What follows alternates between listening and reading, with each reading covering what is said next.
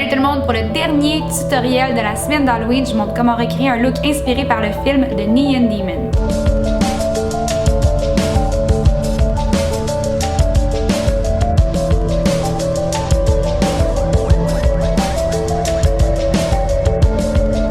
J'ai commencé par attacher ma magnifique perruque pour pas avoir les cheveux dans le visage tout le long. Et la première chose qu'on va faire, c'est la coupure sur la gorge. Là, en fait, j'ai mixé deux maquillages de Neon Demon. Dans le fond, dans un photoshoot, elle a un maquillage avec comme des bijoux sur le visage et la gorge tranchée. Et dans une autre scène, elle a le maquillage rose avec les paillettes que je vais faire. Donc, je me suis dit que j'allais les mixer les deux ensemble parce que c'est le Neon Demon. Neon Demon. On va commencer par du latex liquide. Celui-ci, ça vient avec un petit applicateur comme ça. Et on va vraiment venir faire comme deux lignes, une en dessous de l'autre pour avoir le relief de la coupure. Puis en commençant par ça, ça a le temps de sécher pendant qu'on fait le reste du maquillage. Puis on exagère vraiment le relief. Ça devrait être pas pire. C'est un personnage qui est jeune, donc on veut vraiment un teint qui est léger, qui est bonne mine. Donc avant d'appliquer mon fond de teint, je vais appliquer une base rose pâle qui va redonner de l'éclat à mon visage. Et ensuite, pour le fond de teint, je vais prendre le fond de teint en coussin clinique parce que c'est très léger, donc ça va donner une couvrance qui est translucide et beaucoup de lumière.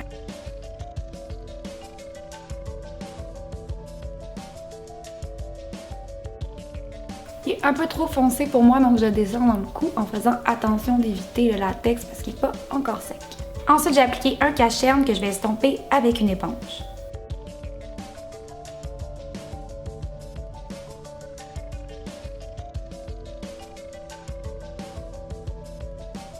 Ensuite, j'ai fixé avec une poudre translucide. J'en mets pas trop parce que je veux vraiment garder l'éclat. Je vais juste fixer aux endroits où j'ai mis un petit peu plus de cache-cerne. À chaque fois que je dis j'en mets pas trop, on dirait que j'en mets 2 tonnes. Ensuite, je veux un illuminateur, mais je veux pas une teinte naturelle. Je veux une teinte qui va avec le thème néon. Donc, on choisit un illuminateur qui a du bleu, du mauve ou du rose dedans, quelque chose d'électrique. Dans la palette NYX pour le strobing, je vais prendre cette teinte-là ici. Je vais en appliquer sur l'os de la joue, le long et au bout du nez, à l'arc de Cupidon, puis au menton. À date, c'est magnifique. Ensuite, pour les sourcils, pour faire un effet très naturel, je commence avec une poudre un peu plus pâle. Puis ensuite, avec une pommade qui est vraiment de la même couleur que mes sourcils, je vais venir vraiment tracer des poils. Ensuite, pour les yeux, je vais commencer avec une base pâle sur la paupière. Donc, je vais commencer avec une couleur comme ça ici, un genre de blanc avec un petit nacré. Si vous avez la palette Electric de Urban Decay, le rose dans cette palette-là est parfait. Moi, j'ai un fard à joues qui s'appelle Quiver, qui est, je crois, une édition limitée, mais qui est un bon rose. Il n'est pas assez pâle, mais je vais pouvoir le pâlir avec d'autres couleurs. Le rose descend jusqu'à la fin du nez environ. Il est plus intense, vraiment en dessous de l'œil. Ensuite, il va être un petit peu plus diffusé. Donc, je change pour un pinceau vraiment estompeur pour venir étirer ce que j'avais en dessous de l'œil plus bas. On va faire la même chose de l'autre côté. Ensuite, pour la paupière au-dessus, je vais prendre la couleur Lily, qui est dans la palette Alice au Pays des Merveilles de Urban Decay. C'est vraiment un blanc et qui a un reflet rose. J'ai pris le même pinceau avec lequel j'avais mis le rose sous les yeux, donc comme ça, le rose va être un petit peu plus intense. Puis encore une fois, avec le pinceau avec lequel j'avais mis le rose foncé, je prends le rose plus pâle et je vais venir estomper. Puis avec le pinceau estompeur, je passe par-dessus le rose foncé pour lui donner un petit peu de brillance. Maintenant, on est rendu aux paillettes. Elle a un côté qui est tout pailleté, donc j'ai pris un petit tube comme ça de gel pailleté. Les paillettes sont argent comme celles qu'elle a dans le film. Je sais pas si vous voyez, mais il y a vraiment plus de gel que de paillettes. Donc je vais prendre des paillettes argentées que je vais mélanger avec le gel. La consistance commence à être pas pire, mais je vais en rajouter encore plus. Là, c'est vraiment opaque. C'est parfait. Avec le doigt, je vais commencer à superposer les couches. C'est quand même des paillettes, ça peut faire mal si on en a dans l'œil, donc gardez quand même une petite distance avec vos cils. Ensuite, je vais en rajouter sur la paupière. Je veux un peu plus d'intensité sur l'os de la joue, donc je vais prendre ce qui me reste de paillettes sèches avec mon doigt, puis je vais le rajouter dans le gel. Puis on en ajoute un peu partout autour en moins grande intensité pour faire vraiment un effet dégradé. Je vais rajouter un tout petit peu de paillettes roses comme ça ici juste au centre pour rappeler un peu le rose. Donc pour ça, j'en prends avec mon doigt, je le mets sur ce que j'ai sur la main qui est encore mouillé de gel, puis je les mélanger ensemble.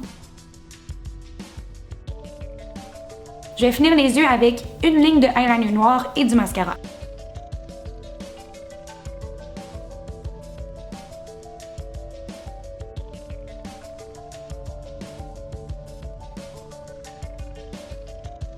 Ensuite, sur les lèvres, j'ai appliqué un rose vraiment électrique. C'est la couleur Frenemy de Urban Decay. J'en applique un peu au centre de la lèvre et je l'estompe avec le doigt parce que je veux pas qu'il soit trop opaque non plus. Puis je vais venir rajouter un tout petit peu des paillettes argentées de tout à l'heure sur les lèvres. Maintenant que c'est sec, je vais passer par-dessus avec mon fond de teint puis ensuite je vais rajouter le faux sang.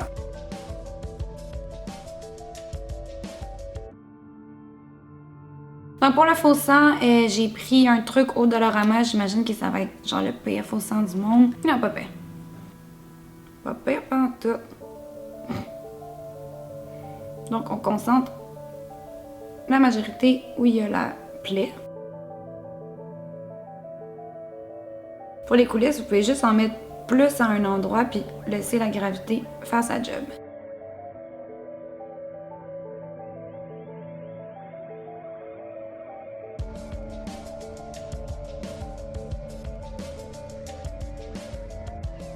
Juste pour donner un petit peu plus de dimension à la plaie, je vais ajouter un peu de noir.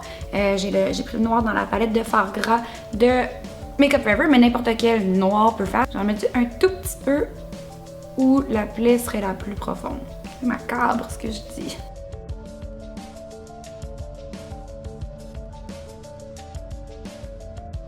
Et voilà, c'était mon dernier tutoriel maquillage pour l'Halloween 2016. J'espère que ça vous a plu, j'espère que vous avez eu autant de plaisir à les regarder que j'ai eu de plaisir à me maquiller et à mettre du faux sang et des paillettes partout dans mon appart. Il me reste une vidéo qui a rapport à l'Halloween qui va sortir demain. Je pense que vous pouvez vous en douter qu'on va peut-être parler de cinéma. Laissez-moi savoir dans les commentaires en quoi vous vous déguisez à l'Halloween. N'oubliez pas de vous abonner à ma chaîne pour rien manquer et puis nous on se voit très bientôt.